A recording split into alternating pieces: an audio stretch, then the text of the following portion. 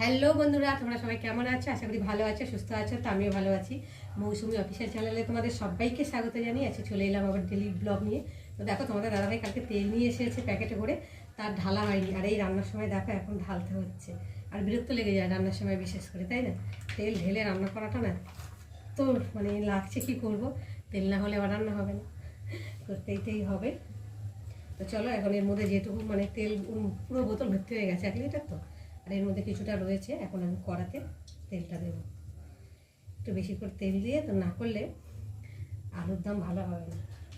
তো চলো, আজকে আমি দেখো নতুন আলু দম বানাবো। তার জন্য দেখো আলুগুলোকে ভালো করে ধুয়ে নিয়ে এসেছি।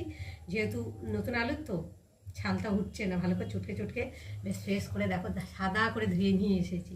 নিয়ে আমি চান ঠান করে আর রেডি হয়ে চলে এসেছি, আজকে রান্না করবো। তো চলো, আর এখানটা রয়েছে মটরশুঁটি, ধনেপাতা, টমেটো, আদা, আর হচ্ছে কাঁচা লঙ্কা। তো চলো, তেলটা গরম হয়ে গেছে। এখন আমি ফার্স্টে জিরে ফোড়ন দেব।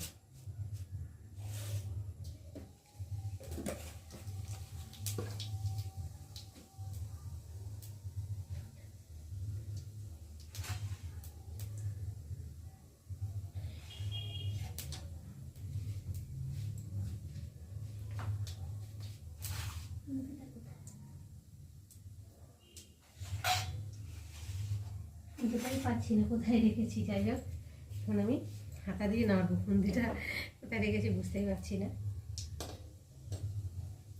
রান্না করতে আসলে তো ভীষণ ভুলে যাই, এটা কই ওটা কই সেটা কই। যাই হোক, এখন ফোড়নটা ভালোভাবে ভাজা ভাজা হয়ে গেছে। এখন আমি এই যে আলুগুলোকে দিয়ে তেলের মধ্যে ভালো করে ভেজে নেব।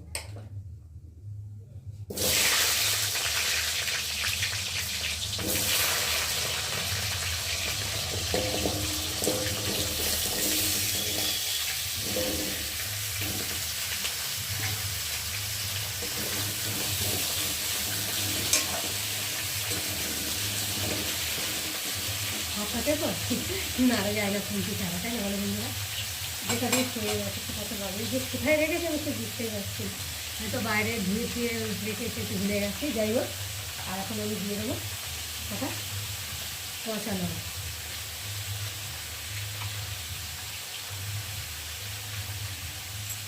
দিয়ে একটু আলুটাকে লাল লাল করে ভেজে নেবে। আলুগুলো একটু ভাজা হবে, তত দম টেস্টি টেস্টি হবে, তাই না বলো বন্ধুরা?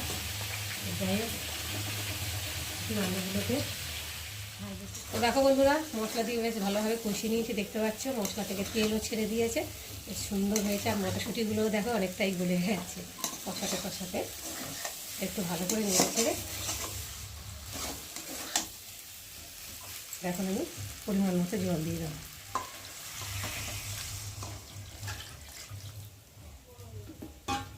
অনেকে আছে আলু প্রেশারে সেদ্ধ করে করে দম, আমার তো ওইটা একদম ভালো লাগে না। প্রেশারে সেদ্ধ করে, যেটা ভেজে করা, তেলের মধ্যে ভেজে করে কষিয়ে নিয়ে ভালো করে মশলা টশলা দিয়ে করলে এটাই বেশি ভালো লাগে।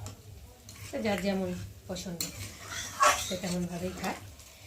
তো দেখো আমি ভালো করে নেড়ে দিলাম, দিয়ে আর এখন আমি ঢাকা দিই। তো বন্ধুরা চলো এবার ঢাকাটাকে খুলি। তো দেখো ঝোলটা অনেক শুকিয়ে গেছে, বেশ গাঢ় গাঢ় মতো হয়ে গেছে। আর কালারটা দেখো, কাঁচা লঙ্কা হলে কী হবে, কালারটা খুব সুন্দর এসেছে। কাঁচা লঙ্কার তরকারি কি ভালো হয় না? ভালো হয়, ঠিক সৌন্দর্য করে রান্না করতে পারলে।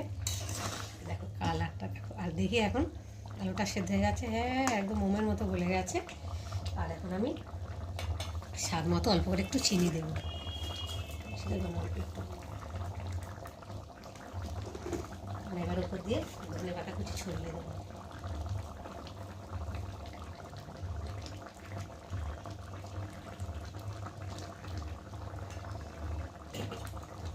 একটু ভালো করে নেড়ে দেবো।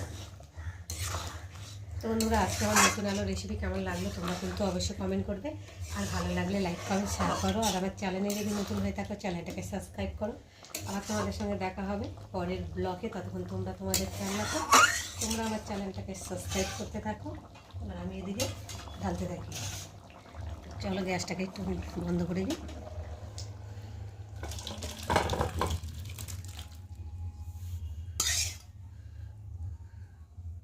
ওমা, তুমি খেতে বসে গেলে আমাকে রেখে? কি করবো, খিদে পেয়ে গেছে। আর তুমি তো চান করছো, চান করতে দেরি হবে, তার জন্য আমি খেয়ে নিচ্ছি। এই যে ধনে পাতা দিয়ে মেখেছি, ধনে পাতাটা তুমি খাবে না, ওর জন্য আমি খেয়ে নিলাম। আর এই যে ভাত হয়েছে, এখানটায় ভাত রয়েছে দেখতে পাচ্ছ। আর এখানটা রয়েছে নতুন আলু রেসিপি তোমাদের সাথে শেয়ার করেছি। আর এখানটা হচ্ছে আমাদের ছোট মাছ, বেগুন, সিম, মূলো ঠুলো সব কিছু দিয়ে, সবজি দিয়ে একটা চচ্চড়ি হয়েছে। চলো এখন খেয়ে নিই। এখন আলু দুটা দিয়ে খেয়ে দিচ্ছি কেমন হয়েছে, তারপর তোমাদের সাথে শেয়ার করবো। যেটাই তো মনে হচ্ছে খুব সুন্দর হয়েছে। একদম গ্যাবি গ্যাবি দিয়ে খাওয়া, নতুন আলুর প্রথম খাওয়া হচ্ছে।